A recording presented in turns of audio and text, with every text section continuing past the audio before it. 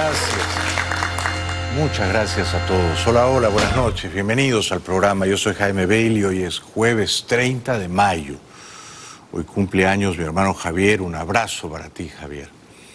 Estamos saliendo en vivo y en directo. Son las 9:00 de la noche aquí en Miami. En un momento voy a conversar con José Antonio Colina, venezolano, activista por la libertad, militar retirado, que hace ya 17 años largos y viviendo en Venezuela se opuso al dictador Chávez y que ha fundado una organización de perseguidos políticos en el exilio. José Antonio Colina, no se lo pierdan. El programa de hoy va dedicado con mucho cariño a Enrique Dioses, a Valia Fajardo, que está de cumple, a Charbel Naví, a Alejandra Avendaño. Hay una mosca chavista aquí, la voy a tener que matar. ¿La mato o no la mato? A John Valenzuela y a César Ulloa. Ya no hay que matar ni siquiera a moscas o cucarachas porque uno queda como una persona sin compasión, ¿no es cierto? En estos tiempos hay que querer a las moscas y a las cucarachas y a las arañas también. Las quiero, pero a Maduro no. Es un tipo de araña que yo no puedo querer. A tarántula venenosa, bigotuda. A propósito, el presidente Trump habló escuetamente, marginalmente, pero habló de Venezuela, a la pregunta de alguien, y un poco a los gritos, no se oía con claridad, pero dijo, entiendo que hay unos diálogos que se están llevando a cabo y me parece muy bien, o algo así.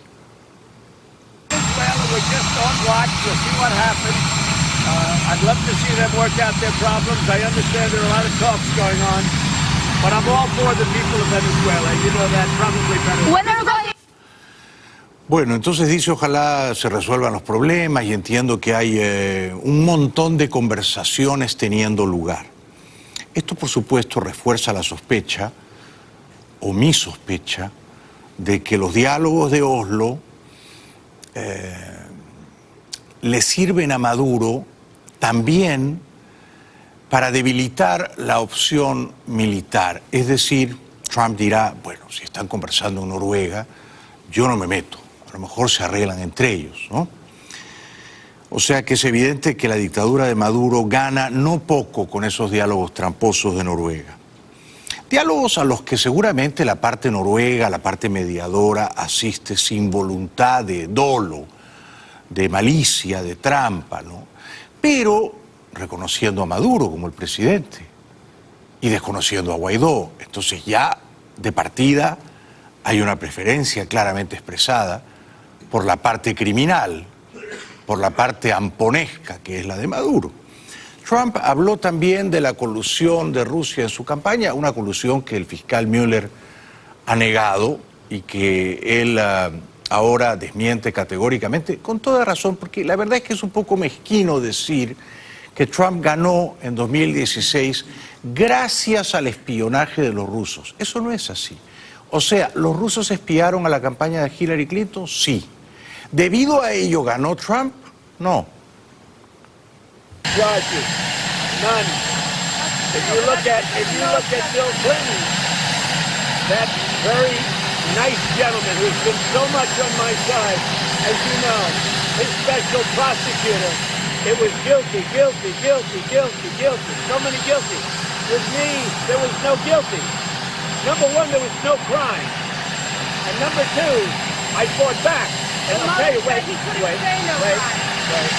there was no collusion. There was no collusion. Read volume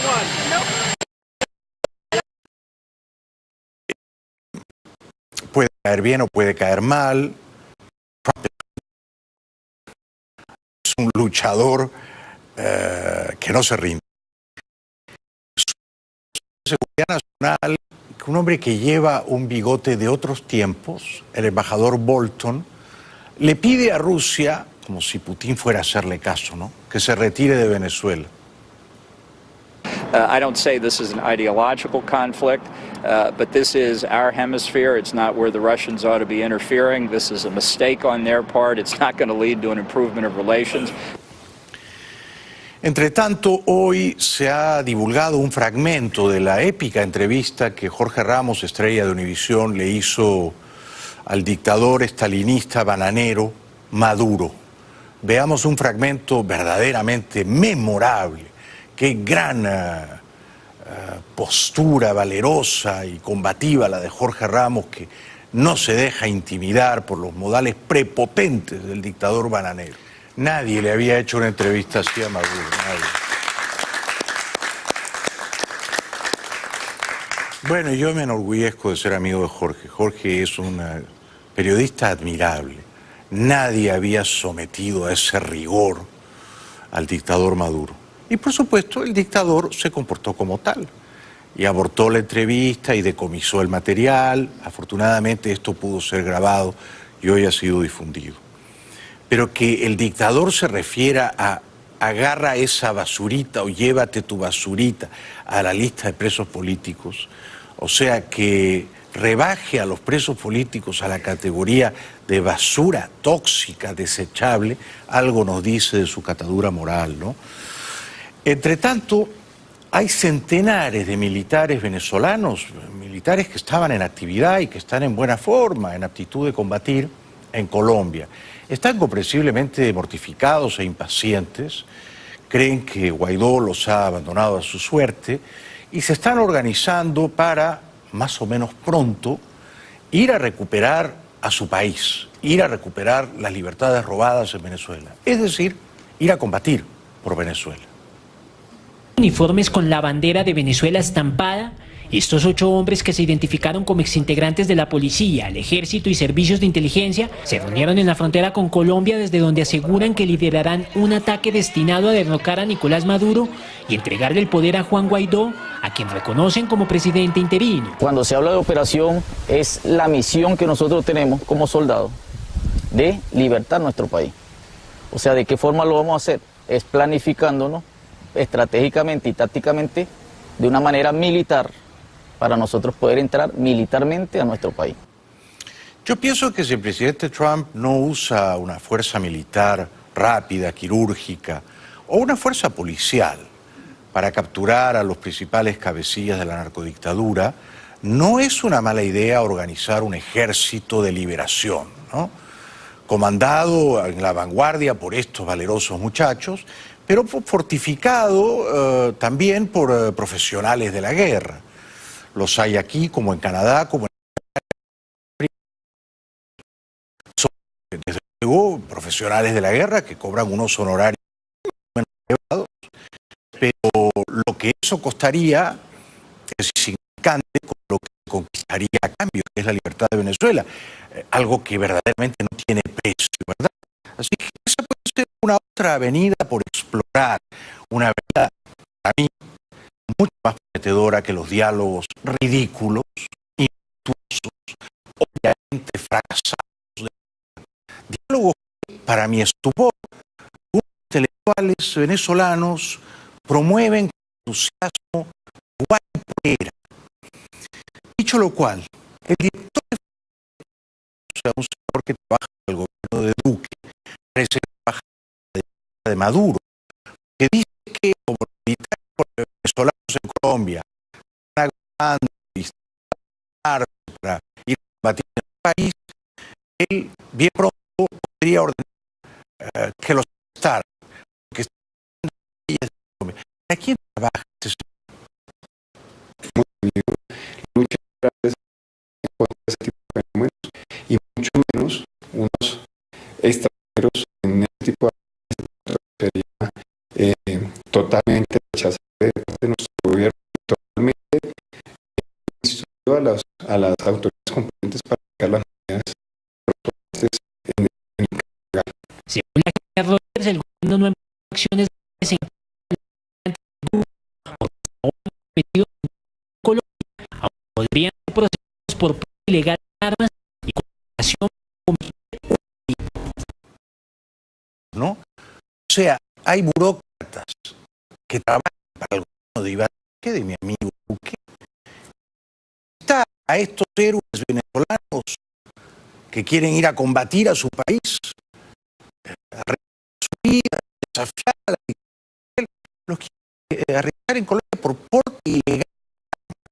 Seremos bobos, ¿no? O sea, vamos a perseguir y arrestar entre nosotros. Tenemos que entre nosotros estar de acuerdo en que hay un enemigo. El enemigo es el militar venezolano que está en Colombia, que quiere combatir en Venezuela contra nuestro verdadero enemigo. La verdad que todo esto a mí me deja muy descorazonado. Hasta que sale un tonto en Caracas como este tonto insigne, conspicuo, diplomado, que van a ver a continuación. Este tonto, esto me costó trabajo encontrarlo. Es una pieza de humor, ¿no? Este sujeto no lo advierte, pero él es un comediante involuntario. Y entonces, primero amenaza a la gente de que viene una invasión militar pronto, inminente, y luego arenga a la gente a que se defienda con mazorcas de maíz. Dice que las mazorcas de maíz hay que arrojarlas a los tanques, a las turbinas de los aviones o en las cabezas de los soldados invasores. Fíjense, pero además lo dice muy en serio, ¿eh? ¿Cuál es el arma de nosotros para combatir? La producción. La producción. Esta tusa, después que usted la utilice, viene un enemigo a atacarlo, usted agarra un cerro de tusa de esta, se la mete así en la rueda a los tanques que vengan por ahí y tengan la seguridad que ese tanque no avanza. Se la tiran así en las turbinas de los aviones, esos aviones no prenden. O sea que también se puede utilizar para el combate. Y en última instancia, se la pega por la cabeza o se la mete en un ojo a alguien ahí y por lo menos lo deja un rato ahí virongo para que no nos vaya a fregar. ¿Se puede creer esto? ¿Se puede creer? Es realmente inverosímil, ¿no? Es realismo mágico, ¿no? Esto no se le hubiera ocurrido ni siquiera a García Márquez. O sea, un adulón de Maduro que dice que uno puede derrotar a los tanques de Estados Unidos con mazorcas de maíz, que uno puede virtualmente derribar cazabombarderos con mazorcas de maíz y neutralizar al enemigo con unas cuantas mazorcas de maíz. Él usa una palabra con la que yo no estoy familiarizado. ¿Cuál es esa palabra, José Antonio? ¿Tusa? Tusa. Una mazorca, una mazorca. Claro. Claro. Exacto, sí. Sí, se ha organizado un debate aquí. En cualquier caso, mi percepción luego de ver este video, mi percepción melancólica, es que siempre hay un idiota más idiota que Maduro. Eso me preocupa hondamente, ¿no? Porque uno ve a Maduro y dice, este tiene que ser el más imbécil de todos los chavistas. Pero no. Surgen debajo de las matas, de los cactus, de los arbustos, otros chavistas todavía más tontos que Maduro, lo cual me deja a mí profundamente preocupado. Uno que es tonto, pero ya es genético, ¿no? Es el hijo de Maduro, Nicolás Jr., Nicolásito. ¿Cuál ha sido su idea luminosa? Él ha dicho, bueno, nuestros soldados están estresados porque saben que se viene la guerra, ¿no? Muchos de ellos van a perder la vida, va a ser una contienda desigual, entonces, ¿cómo podemos ponerlos de buen humor? Y se le ha ocurrido ponerlos en el gran patio de la academia militar, ponerlos a bailar. Se ve raro porque los soldados generalmente van de machos, y entonces ya puestos a bailar parece una coreografía de un programa de concurso, ¿no?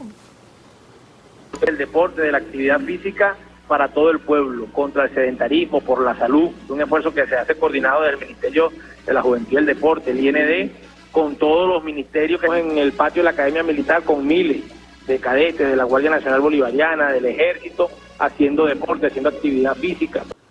Bailando, todos bailando, un poco a regañadientes me parece, ¿no?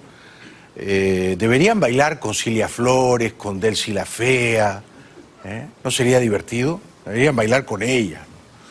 Bueno, el papá de Leopoldo López de momento ha tenido mejor suerte que el propio Leopoldo, ¿no? Porque Leopoldo López Gil se hizo español, luego se hizo muy amigo del Partido Popular, luego postuló al Parlamento Europeo, luego tuvo una suerte increíble y fue el último de los eurodiputados del PP que entró, pero entró, es eurodiputado.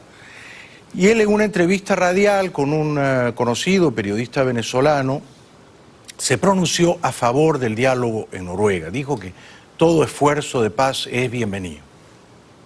Yo veo que cualquier esfuerzo que se haga por lograr una recuperación de la democracia, de la justicia, de la libertad, sobre todo de la paz en Venezuela, que volvamos otra vez a la prosperidad que nos merecemos, está bienvenido.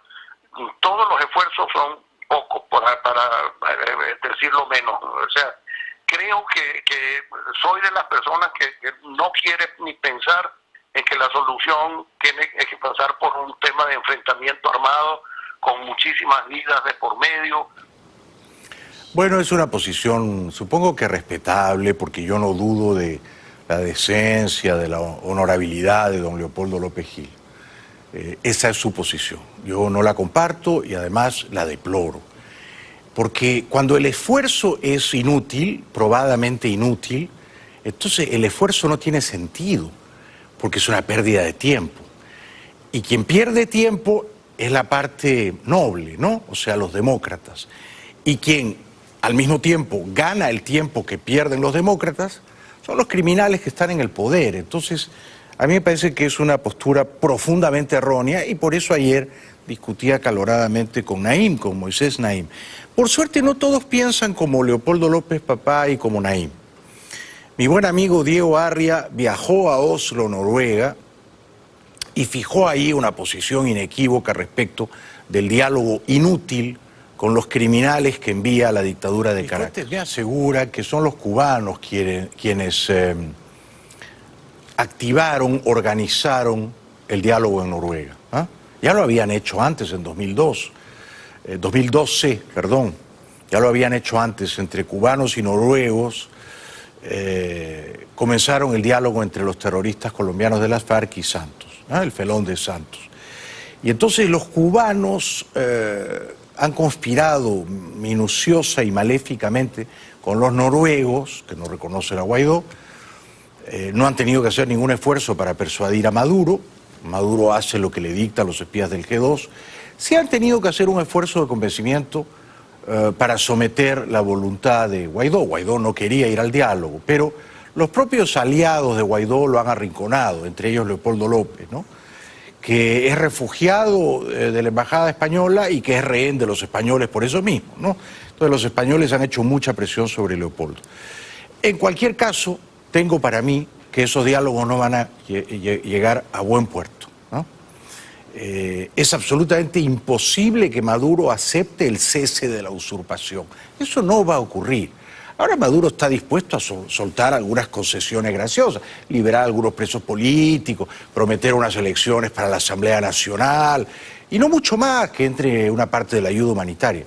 Pero Maduro no va a decir, bueno, muy bien muchachos, tienen razón, yo soy el usurpador y yo me ceso a mí mismo. Eso no va a ocurrir. Y ninguno de los dos Rodríguez, Jorge y Héctor, ni el canciller Arreaza van a aceptar que Maduro es un usurpador, ellos lo van a negar enfáticamente. Menos van a aceptar que se celebren unas elecciones presidenciales a las que no pueda presentarse Maduro y cuyos votos sean contados por observadores fiables, de garantía. Nada de eso va a ocurrir. Por lo tanto, como es bien sabido, el diálogo en Noruega sirve para pincharle un neumático, una goma a Guaidó, ya se la han pinchado, y para fortalecer a la dictadura que se adjudica una victoria propagandística. Por eso, hace minutos nada más, el palurdo dictador, el analfabeto dictador Maduro estaba casi extasiado en televisión, vanagloriándose de los éxitos en Oslo. Bueno, aquí recibiendo el informe del jefe de la delegación de Venezuela en Noruega, el doctor Jorge Rodríguez. Está llegando de Noruega, aterrizando y recibiendo el informe completo de los procesos de conversación, negociación, diálogo. ¿Cuánto costó llegar a Noruega? Meses de conversaciones secretas que las condujo el doctor Jorge Rodríguez y un equipo de especialistas. Somos optimistas, creemos en la paz, creemos en el diálogo, creemos en la armonía nacional. Ese es el camino, un solo camino, la paz, el diálogo en base a la Constitución. Noruega, buenas noticias, sigamos avanzando. Avanza él, avanzan sus negociadores y avanzan a expensas de quienes retroceden, ¿no? Que son Guaidó y los suyos. Guaidó, al enviar delegados ya a 2 rondas en Noruega, y la primera vez de una manera un poco a escondidas, a hurtadillas, creo yo, y dicho sea de paso, yo lo sigo respaldando, que socava un poco su credibilidad y se dispara en los pies. Luego, saber que el jefe de la delegación de Guaidó es Stalin González, a mí, la verdad, me provoca un ramalazo, un escalofrío, ¿no? Porque no creo que ese muchacho esté en aptitud de negociar con una mente retorcida como la de Jorge Rodríguez o como un sujeto taimado como es probadamente Arreaza, ¿no? O sea, le faltan tablas a este Stalin González para ir a representar a la democracia venezolana. No está representando a Guaidó, él está representando a la democracia venezolana que ha sido vulnerada, que ha sido humillada, que ha sido prostituida. Y esos criminales uno no tiene que hablar con ellos, es tan simple como eso. Bueno, vamos a la publicidad, luego vamos a seguir repasando un poquito más la actualidad y luego voy a conversar con José Antonio Colina, un brillante militar retirado venezolano que por suerte no se engaña con los diálogos de Oslo, porque más vale que en esto seamos transparentes. El presidente Guaidó ha cambiado de opinión. No es verdad, como dice este señor, que el presidente Guaidó, cuando se juramentó el 23 de enero, dijo, vamos a jugar todos los tableros, incluyendo el del diálogo con la dictadura. No, dijo clarísimamente, una y mil veces en todos los tonos, y acá no somos tontos, ¿eh? Que no al diálogo, que ya no más al diálogo, que basta de perder el tiempo con la hipocresía perversa del diálogo. Luego ha cambiado de opinión. Yo no digo que cambiar de opinión sea un delito, pero evidentemente ha cambiado de opinión y ha deshonrado una promesa suya que era no voy a dialogar con la dictadura. Ahora está dialogando.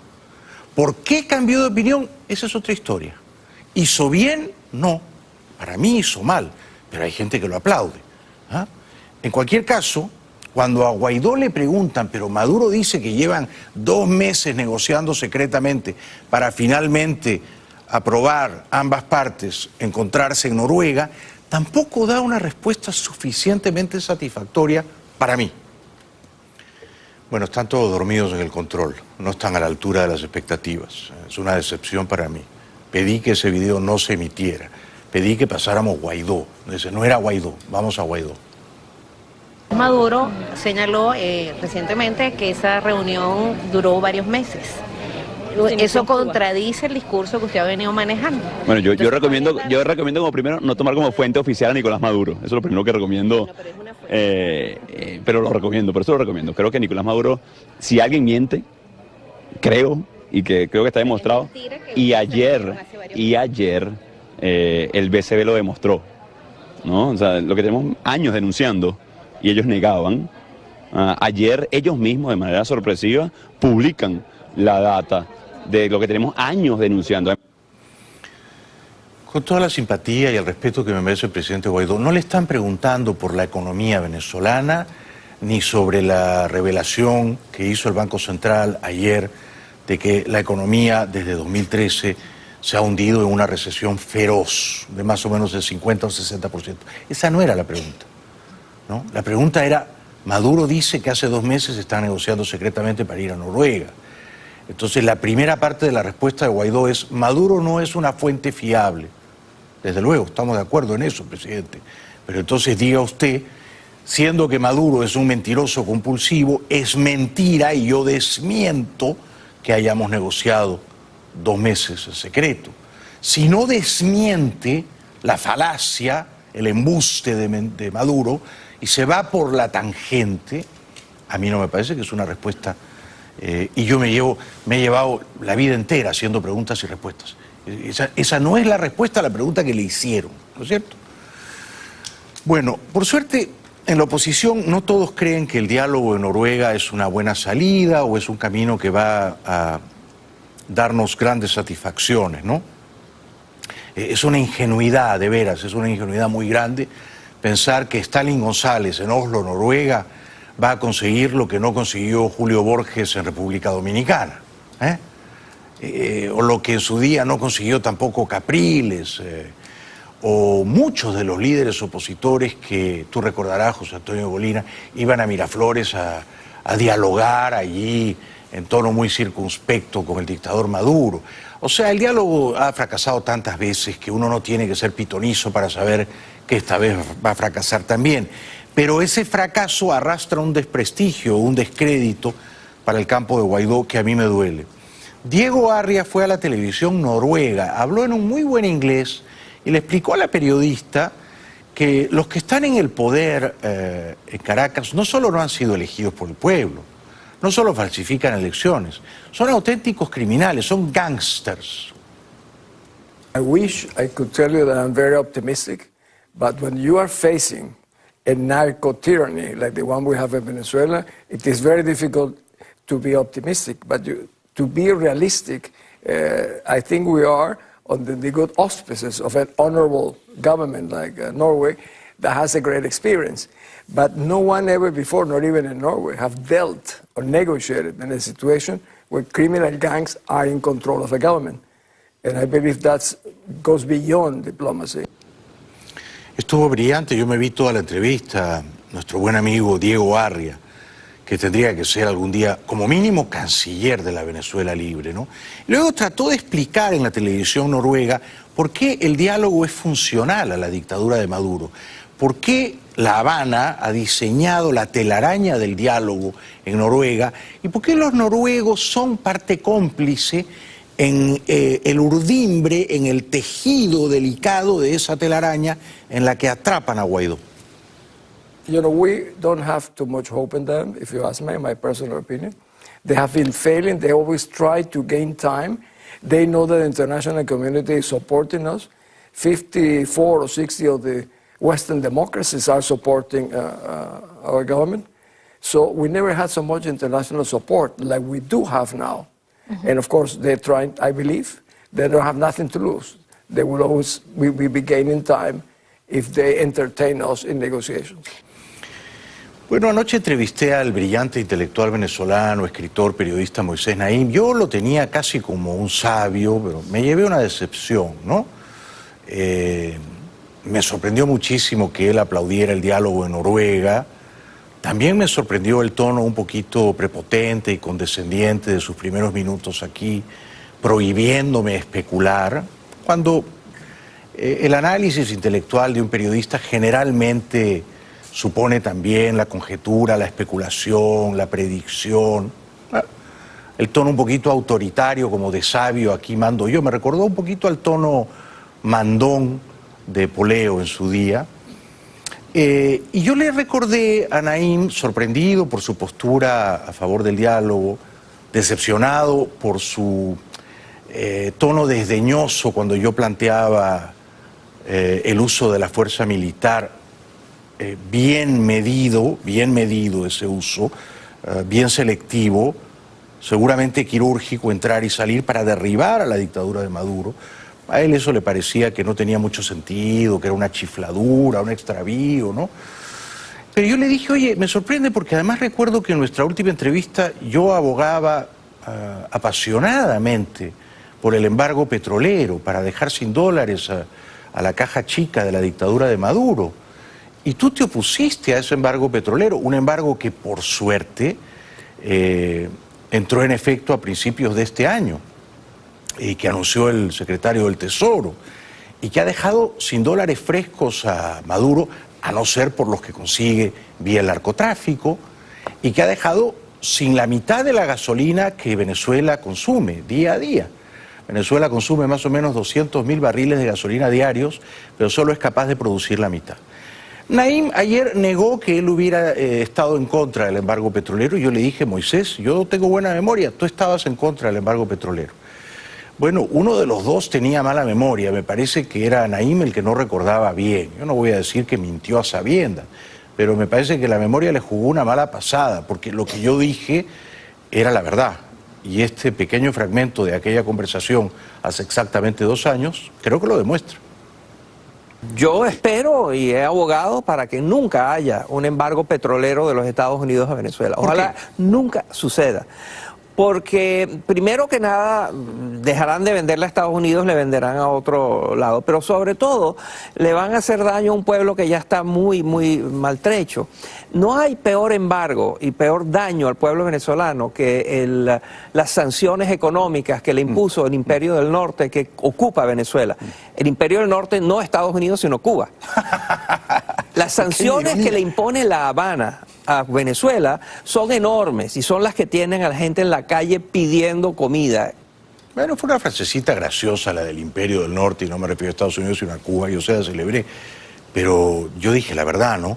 Él estaba en contra del embargo petrolero y su argumento era: vas a lastimar a la gente más pobre. Lo dijo así, ¿verdad? No solo él, mucha otra gente opinaba lo mismo, ¿no? Pero con ese mismo argumento de vas a lastimar a la gente más pobre, entonces también se oponen a que Estados Unidos pueda utilizar un cuerpo militar de élite para libertar, para emancipar a los venezolanos. Te dicen, no, vas a lastimar a algunas personas, ¿ah? Puede que ocurra alguna escaramuza, una refriega, habrá gente que perderá la vida. Entonces, con ese mismo argumento de que vas a lastimar a algunas personas, se oponían al embargo petrolero, ¿no es cierto? Se oponen ahora a que se use la fuerza militar o que se use la fuerza policial, como yo le planteé ayer a Naim. Porque Naim decía, pero ¿qué otra alternativa hay aparte del diálogo? El diálogo es la única alternativa, hay que ir al diálogo, siempre es una maravilla el diálogo. ¿En serio, Moisés? Yo no lo creo, yo no lo creo. Y se lo dije ayer, ¿no? Con ciertos criminales maléficos, con ciertas formas del mal impermeables a la razón, yo digo que no hay que negociar. Y Maduro es el mal puro.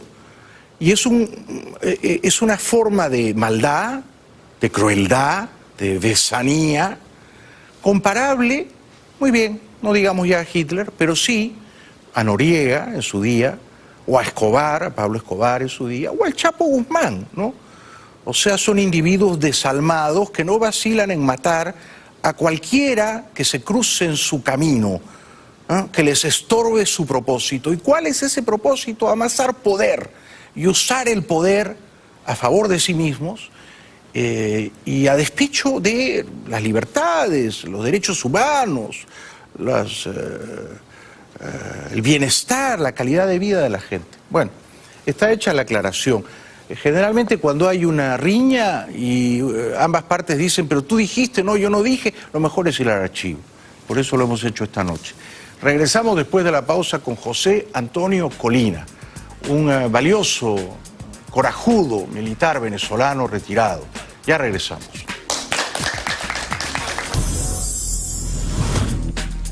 Bienvenidos de vuelta al programa. Nos acompaña esta noche José Antonio Colina, un gran valiente, un venezolano corajudo, militar retirado, que en su día allá en Caracas se opuso a Chávez. Un aplauso para él, por favor. Gracias. Gracias, José Antonio, por estar aquí. ¿Cómo ves el diálogo en Noruega y sobre todo por qué crees que Guaidó condescendió al diálogo? Bueno, básicamente yo siempre he estado en contra del diálogo porque con criminales no se dialoga ni se negocia. Estos tipos son una banda criminal la cual tiene que ser derrotada por la vía de la fuerza. Tú no puedes llegar a ningún tipo de entendimiento con ellos. Es un principio básico. Y el diálogo en Venezuela siempre ha dejado muchos sinsabores. Siempre ha permitido que el régimen se oxigene, siempre ha permitido que cualquier circunstancia de efervescencia se apague y siempre le ha permitido al régimen ganar tiempo. Entonces, basado en esa experiencia, no hay probabilidad alguna de dialogar con estos delincuentes. No podría estar más de acuerdo contigo. Ahora, Guaidó parecía creer eso mismo hace un par de meses. ¿Por qué cambió de opinión? ¿Estás de acuerdo en que cambió de opinión? Sí, sin duda alguna. Y cambia de opinión es porque el entorno que tiene, básicamente de algunos líderes políticos que tienen mucho tiempo, que creen en que esa es la salida, pues se dejó influenciar por ellos, tomando en cuenta que esto es un gobierno supuestamente colegiado, donde la Asamblea Nacional tiene el poder y hay unos partidos políticos que tienen una cantidad de diputados que ejercen influencia sobre él. ¿Qué líderes políticos opositores crees tú que hicieron presión sobre Guaidó para mandar delegados a...? No me cabe la menor duda que Acción Democrática, a través de General Ramos Alup, sin duda alguna un nuevo tiempo con Manuel Rosales. De hecho, los delegados que están en Noruega son de un nuevo tiempo y en cierta forma también pienso que Leopoldo López tuvo que haber jugado un papel muy importante para que él cambiara de parecer y enviar a estas personas hacia Noruega. ¿Leopoldo López se equivocó el 30 de abril al salir tempranito de su casa? ¿Fue una precipitación? Yo pienso que sí, porque hay que dejarle el liderazgo a quien lo tiene. La figura en este momento es Juan Guaidó. El presidente al que reconoce la comunidad internacional es Juan Guaidó. Las esperanzas del pueblo de Venezuela están cifradas sobre las espaldas de Juan Guaidó y yo creo que eso es un proceso natural que debe seguirse en Venezuela. Los políticos de Venezuela no pueden seguir cometiendo los errores que cometieron Carlos Andrés Pérez y Rafael Caldera, de cercenar los liderazgos que venían emergiendo. Es el momento de la República, no es el momento de los cálculos personales, es el momento de dejar que las cosas fluyan para que el país pueda recuperar su libertad, que es lo que va a darle beneficio a todo el pueblo venezolano que se ha sumido en una profunda tragedia. Sí, yo también creo que se equivocó al salir tan temprano y al no dejar en el liderazgo pleno, único, indisputado al presidente Guaidó. Correcto. En un momento en el que la suerte de la operación era incierta y luego se probó que sería fallida.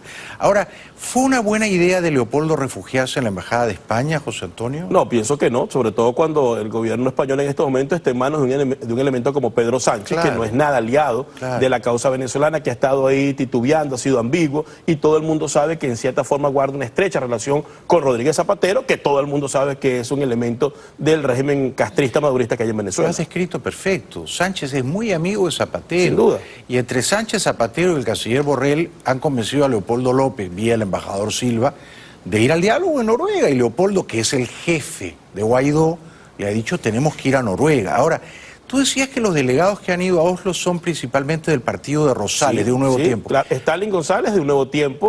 Gerardo González es de Un Nuevo Tiempo. Gerardo Bley es de Un Nuevo Tiempo. Y Martínez Mótola es un ex ADECO, pero que también está muy ligado pues con Un Nuevo Tiempo. Ahí no pero hay ninguno de ellos es de Voluntad Popular ni de Primero Justicia. Ninguno de ellos es de Voluntad Popular ni de Primero Justicia. De hecho, Primero Justicia hizo un comunicado diciendo que ellos no habían sido notificados y eso ha creado ciertos roces entre ellos. Claro, preservan sus botines. Es correcto. Fíjate que estos días el Wall Street Journal, en un artículo de Anastasia O'Grady, decía que el principal operador que había tratado de convencer a Padrino, a Hernández Dala, a Michael Moreno de sacar a Maduro era Raúl Gorrín. Bueno, por supuesto, es que para nadie es un secreto que Raúl Gorrín mueve esas fichas dentro de Venezuela. Mueve a Michael Moreno, que es su entrañable amigo, mueve a Vladimir Padrino López, movía al señor que era director de inteligencia, que era su error, por cierto, director del SEBIN. ¿A quién se le ocurre hacer una intentona o una supuesta conspiración militar con un elemento tan desprestigiado como Christopher Figuera? Nadie, ningún militar más o menos decente va a confiar en Christopher Figuera. Ah, era tan desprestigiado Por Figuera. supuesto, pero si ese señor ha sido el responsable de la violación a los derechos humanos, por ejemplo, el capitán Caguaripano, que recibió el desprendimiento de los testículos por tortura, es el responsable de que hayan lanzado a Fernando Albán de un 10º piso, es el responsable de que hayan varios militares como el capitán Humberto de la Sota torturado en las mazmorras de la DIGESIN. Entonces, ¿qué militar más o menos honesto y decente va a confiar en semejante basura, por decirlo así, que era una ficha completamente del chavismo? Ya veo tu punto de vista. O sea, ¿tú crees que en parte por eso también fracasó la operación del 30 de abril? Por supuesto que fracasa. Pero tú sabes que Figuera ahora está protegido por Estados Unidos. Bueno, está bien, podrá estar protegido por los Estados Unidos, pero eso no borra lo que haya hecho en el pasado. Y tampoco borra el efecto que eso tiene sobre los militares institucionales que pudieran quedar dentro de Venezuela, con lo cual el liderazgo político tiene que afinar. Si yo fuera el presidente Guaidó, en estos momentos... ¿Qué harías tú si yo en estos momentos me preparara para la guerra, me preparara para la acción militar. ¿Cómo lo haría? Bueno, muy sencillo. Así como él ha designado un gabinete por en los países que los han reconocido, él tiene que nombrar agregados de defensa en esos países, para que esos agregados de defensa comiencen a censar a los militares venezolanos que se encuentran allí. En Colombia son más de 1000. Sí, de hecho en mi censo hay aproximadamente como 700 que se han registrado. O sea, pero para comandar ese ejército libertador, ¿Guaidó debería irse de Venezuela o se queda adentro? Hasta que no lo toquen no debería irse de Venezuela, pero él debería ir avanzando en unos cuantos pasos. Por ejemplo, ahorita hay una probabilidad enorme, y lo tengo de buena fuente, de que pueda aplicarse el Tratado de Interamericano de Asistencia Recíproca, el TIAR, que eso se solicita a la Organización de Estados Americanos. Él tendría que ahorita, en estos momentos, designar un oficial para que vaya a la Junta Interamericana de Defensa. La Junta Interamericana de Defensa es el organismo consultivo de la Organización de Estados Americanos para este tipo de temas. Y en mi concepto, y aprovecho la oportunidad de este programa para decirlo, el presidente Guaidó en los próximos 15 días debería pedirle formalmente a la Organización de Estados Americanos que vote en su seno la aplicación del TIAR en Venezuela. ¿Y no haría daño, no molestaría que el presidente Guaidó fuera a Washington y se reuniera ahí con Trump y con Almagro, ¿no? Bueno, eso es lo primero que yo hubiese hecho. No, no haría daño. No, obviamente no, y eso es lo primero que hubiese hecho yo si fuese el presidente, es lo primero que él tiene que hacer. Sí. ¿Por qué? Porque ha sido el presidente de los Estados Unidos, Donald Trump, su principal aliado, claro, el secretario Almagro. Y lo sigue siendo. Ahora, me parece que tú ves las cosas con absoluta claridad, ¿eh? Absoluta claridad. ¿Qué tipo de acción militar, quizás corta, rápida y eficaz, crees que el presidente Guaidó debería comandar, organizar, proponerle a Trump, por ejemplo? ¿Cómo lo visualizas tú que eres un militar de toda la vida? Lo primero que yo haría sería tener organizados a los militares que están en el extranjero y en el exilio. Sí. Es lo primero que haría, tenerlos organizados y tenerlos más o menos censados para poder organizar como una especie de fuerza que pueda en un momento determinado actuar, bien sea antes, durante o después. Y lo segundo que haría es buscar una conexión entre eso y los militares institucionales que están dentro del país, que los hay. Y estoy seguro que en su momento están buscando algún tipo de comunicación con Juan Guaidó, a quien reconoce como presidente de la República y comandante jefe de la Fuerza Armada. Con esa base me vinieron los Estados Unidos a persuadir a Donald Trump o a hablarle de que necesitamos ayuda para poder materializar esa acción internamente en Venezuela, tomando en cuenta que el país ha sido tomado por narcotraficantes y delincuentes. ¿Qué tipo de...? Bueno, estoy conversando con José Antonio Colina, que es un heroico militar venezolano retirado en el exilio, pero impaciente por volver, ¿no? Y tú estás dispuesto a combatir, ¿no, José Antonio? Por supuesto, esa es la esencia de todo militar. Eso nunca se olvida, aunque uno tenga mucho tiempo fuera de la Fuerza Armada. ¿Desde dónde te gustaría combatir? ¿Desde la frontera colombiana o brasileña? A mí me gusta más otra frontera que por situaciones estratégicas, pues no te la voy a mencionar. Ah, ok, comprendo. Y cuando has hablado de agrupar y organizar a los militares venezolanos en el exilio, eso implica, por supuesto, armarlos, ¿no? Bueno, primero, en esta primera fase lo que estamos haciendo es un censo para saber dónde están, cuál es su condición en este momento, si están en situación de actividad. Situación de actividad quiere decir que si tuvieran que reingresar a la Fuerza Armada, estuvieran en tiempo de servicio activo. Y si realmente tienen disposición de regresar a Venezuela, al territorio venezolano. ¿A dónde crees que iría?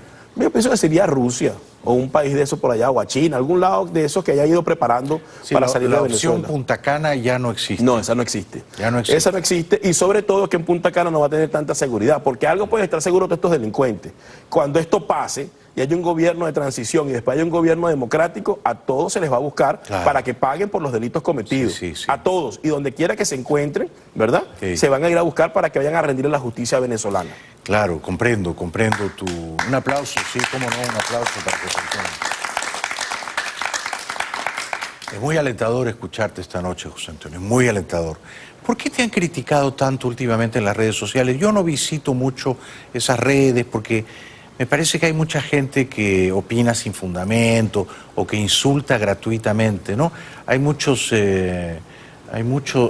veneno, me parece a mí, y mucha ignorancia. Correcto. ¿no? Entonces la gente opina sin saber e insulta gratuitamente, así que yo trato de no contaminarme, pero ¿por qué te han criticado? ¿Qué les molesta de ti? Me critican porque yo pienso que uno debe decir lo que siente y lo que piensa, uno no debe decir lo políticamente correcto, y yo me caracterizo por decir lo que pienso si a la gente no le guste. Yo he analizado la situación política de Venezuela y el problema que nos trajo hasta aquí, y creo que uno de los factores importantes ha sido decir siempre lo políticamente correcto, pero no lo que pensamos. Entonces yo, si no estoy de acuerdo con el diálogo, digo que no estoy de acuerdo con el diálogo y esbozo por qué no estoy de acuerdo. ¿Y eso les molesta? Muchísimo. Si yo digo que estoy de acuerdo con una operación militar o con una salida a la fuerza, entonces comienzan a criticarme y eso les molesta mucho también. ¿Y te critican? ¿Qué te llaman? ¿Guerrerista? Me llaman radical, guerrero del teclado, que yo estoy muy cómodo desde mi poltrona en Miami, que por qué no me regreso para Venezuela. Y a mí eso realmente no me importa. Pero tú quieres regresar a Venezuela. Yo quiero regresar. Además, tan cómodo en tu poltrona, tú has estado más de 2 años preso aquí. Eso es correcto. Por eso es que la gente opina sin saber. Y yo creo que una de las cosas que ha cambiado en las redes sociales ha sido que cada quien puede expresar lo que siente y lo que piensa. Y hay que entender que eso hay que aceptarlo. ¿Por qué? Porque al final del día uno se debe a la gente como tal. Pero cuando te insulten, no los dignifiques con una respuesta, ignóralos. No, eso es lo que yo hago, yo los ignoro. Lo que no hago es cometer el error que cometen muchos políticos y activistas, que cuando lo critican y los insultan, lo bloquean. Yo no bloqueo a nadie porque eso forma parte de la libertad de expresión. Lo que hago es que los ignoro. Claro, esa es la respuesta elegante. Un aplauso para José Antonio. Yo también los ignoro amorosamente, amorosamente los ignoro. Les deseo toda la dicha, la felicidad del mundo. Y yo también, cuando acá me permito decir libremente lo que pienso. Yo digo lo que pienso, incluso a veces digo lo que no pienso, pero lo digo. Y luego entonces me dicen, no, es que Bailey es loco, es bipolar, no tomó la pastillita, por eso trató mal a Levi. No, no es que soy loco bipolar, no, es que, como tú, yo llevo años combatiendo a Chávez, desde el comienzo, desde el comienzo. Y como tú, llevo años diciendo, a esa canalla de criminales, a esa caterva de ampones, solamente la vamos a remover del poder, José Antonio, usando una fuerza superior a la de ellos. Es correcto. Doblegándolos con poder de fuego. Lo que pasa es que a la mayoría no les gusta escuchar eso. No les gusta. No les gusta escuchar eso, sobre todo cuando son sus intereses los que están amenazados. Sí. Pero yo creo que para uno poder cambiar las cosas, para que uno pueda tener realmente un país dignificado y para que la gente pueda realmente vivir en la felicidad que se merece, hay que hacer las cosas de manera diferente y debemos comenzar por ser auténticos y decir lo que pensamos. Lo que pasa es que dicen que somos pistoleros, que queremos desenfundar y sacar la pistola y matar a nuestro enemigo. No, yo no quiero matar a mi enemigo. Yo lo que quiero es que esos enemigos nuestros, que son los enemigos de la libertad, que son los enemigos de la gente más noble y desamparada de Venezuela, yo no los quiero matar. Yo quiero que lo juzguen y que los condenen y que paguen por sus fechorías. Qué bueno que dijiste eso, porque alguien me decía, bueno, pero es que en todo proceso hay que negociar con el otro bando. Entonces, ¿qué negociarías tú con un régimen como el de Maduro? Bueno, yo negociaría lo siguiente, que se les va a respetar la vida, que se van a someter a procesos justos donde van a tener derecho a la defensa y no se les van a violar los derechos humanos. Correcto. Eso es lo que vamos a negociar. Y luego en la cárcel tú negocias el régimen de visita, las horas de la comida, la talla del uniforme o naranja del presidiario. Que fue lo contrario de lo que ellos hicieron. Ellos no respetaron los derechos humanos. No, por supuesto. Utilizaron el sistema judicial para encarcelar y secuestrar a todo el mundo. Claro, y torturan. Torturan y matan. Y matan. Entonces, eso es lo que nosotros negociaríamos con un régimen como ese. Claro, nosotros no vamos, exactamente, tú lo has descrito perfecto. Nosotros no queremos matarlos ni torturar, lo que queremos es que se haga justicia. Y la justicia se desprende de la libertad. Primero tiene que ser un país libre. Es correcto.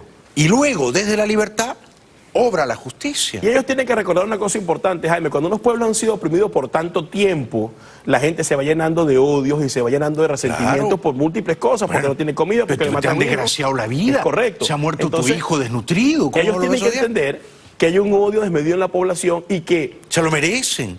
Si uno agarra y les garantiza que no les van los van a matar o los van a asesinar y que van a ser sometidos a un proceso judicial justo, ya se le está dando bastante, porque hay una población enardecida que tiene años en la miseria, que tiene años sufriendo. Bien podría ir a lincharlos. Es correcto, a eso es lo que me estoy refiriendo. Bien podrían terminar como Gaddafi en Libia, como los Ceausescu en Rumanía y otros. Bien podrían entonces por eso cuando uno dice, bueno, se negocia que se le va a respetar sus derechos humanos, su derecho a la vida y un proceso justo, crean que es bastante, porque una población enardecida es mucho lo que puede hacer. Sí, sí. Es una broma lo del diálogo. Para mí es un chiste de mal gusto. Es como si en su día el presidente colombiano César Gaviria hubiera dicho, muchachos de la DEA, no hay que matar a Pablo Escobar. Vayan a Noruega, en una mesa están los de la DEA y en una mesa está Pablo Escobar, su amante Virginia Vallejo, sus abogados, y negocien, pónganse de acuerdo. A lo mejor les parece que Pablo Escobar es un tipo simpático. O lo mismo con el Chapo Guzmán. ¿Cómo vas a negociar tú con un criminal así? Con criminales no se negocia. Con criminales no se negocia. Aparte de eso, aparte que no han debido ni siquiera llegar a esa mesa de negociación. No han debido. El manejo comunicacional ha sido nefasto y pésimo. Alguien me decía, bueno, pero es que la comunidad internacional es la que los ha impulsado. Bueno, si hubiese sido Juan Guaidó, digo, mira, por presión del país tal, Pascual y el otro, tengo que obligatoriamente sentarme en esta mesa de negociación, pero no queremos sentarnos allí. Vamos a enviar unos emisarios para que, bueno, hagan un ejercicio exploratorio, porque nos están presionando como paso previo a otras opciones. Pero es que ni siquiera eso hacen. Yo sabes lo que hubiera hecho si fuera Guaidó. Yo mando 3 delegados míos que son agentes encubiertos del FBI. Y apenas se sientan en la mesa Jorge Rodríguez, Héctor Rodríguez y Garreaza, mis agentes encubiertos los arrestan a los 3 y nos los traen aquí. Eso es una buena idea. Eso hubiera sido una gran negociación. Es una gran idea. ¿No es cierto? Por supuesto que sí. Ya está. Después seguimos negociando. Le dice a Maduro, manda 3 más y nos vemos en Noruega. Para que sigan cayendo. Claro. Pero yo pienso que hay un mal manejo comunicacional y creo que a partir de esto el presidente Guaidó tiene que aprender y tiene que entender. Lo queremos ayudar, presidente. Estamos con usted. Entonces, nosotros queremos que usted triunfe. tiene que entender que hay una población que está creyendo en él, que tiene sus esperanzas cifradas en él y que es necesario honrar ese compromiso. Y yo no estoy haciendo encuestas, pero es mi presentimiento. No poca gente que creía en Guaidó se ha llevado una pequeña desilusión con esto del diálogo. Sí, es verdad, y yo pienso que el trabajo ahorita debe ser protegerlo, porque de una u otra manera el presidente Guaidó representa la esperanza de millones de venezolanos dentro y fuera del país, pero también él tiene que entender que tiene que rodearse de la gente más calificada. Por ejemplo, yo me acercara mucho más a María Corina, me acercara mucho más a Diego Arria, me acercara mucho más a Antonio Ledesma. Yo tendría que escuchar a otras voces que me están diciendo avanza por un camino que es distinto a lo que han planteado, lo que hasta ahora ha sido infructuoso en Venezuela. Bueno, eso ha estado brillante, José Antonio. Yo creo que Guaidó debería hablar contigo, debería llamarte y escucharte. Presidente, hable con Colina, hable con él. Y nómbrelo, que te nombre agregado militar. Lo bueno ¿Hay un agregado militar aquí en Estados Unidos? Sí, el que era del chavismo, que ahora se pasó, o sea, lo reconoció él como presidente, un buen oficial, por cierto, el coronel Silva José Gregorio, que tenía mucho tiempo aquí, 15 años en los Estados Unidos. Pero se cambió de Sí, obviamente, yo lo conozco desde Venezuela, pero yo pienso, lo bueno de esto, Jaime, es que cuando uno no lo escuchan de manera privada, porque uno envía los mensajes, para eso están los medios de comunicación. Sí, exactamente. Sociales. Esto lo y van el a ver. mensaje siempre llega. Llega. Nos has llegado al corazón y eres un valiente y un patriota y Venezuela te necesita. Muchas gracias. Si yo fuera presidente de Venezuela, a ti te nombro mi ministro de la Defensa, plenipotenciario. Un aplauso para José Antonio Colina. Gracias. Regresamos después de la pausa. Bueno, la BBC de Londres ha hecho un reportaje absolutamente devastador sobre los niños enfermos que se mueren en Venezuela por falta de atención médica.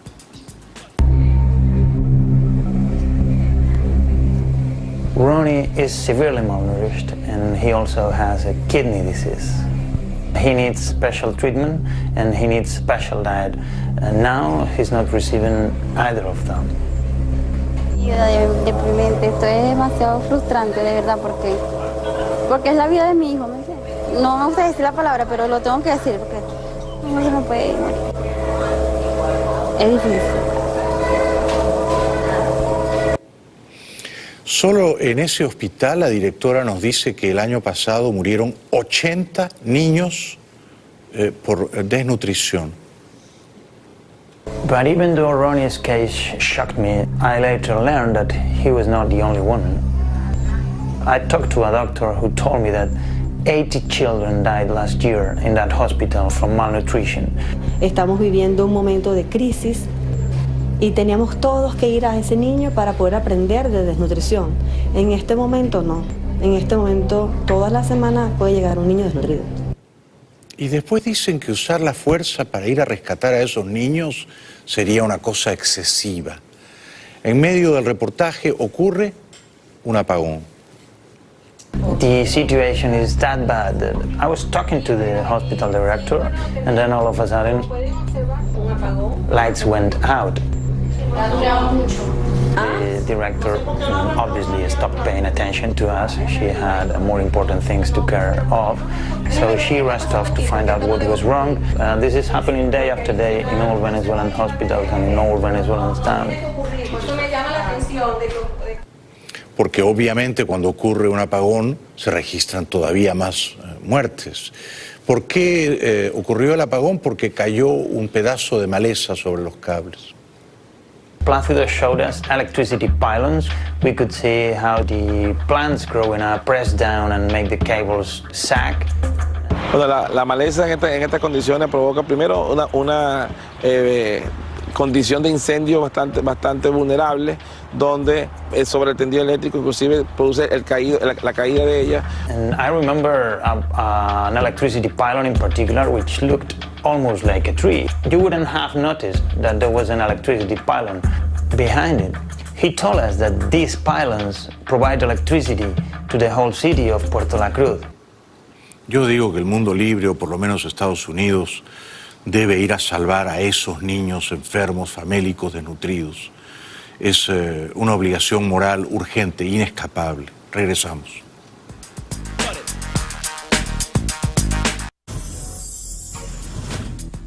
Bueno, este video es crudo. A una pobre taxista en Nueva York le dieron una paliza. El conductor era un auténtico canalla, el pasajero.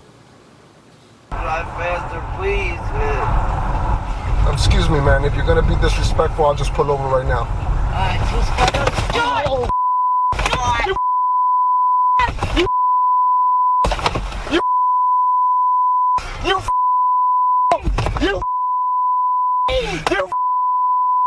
My God!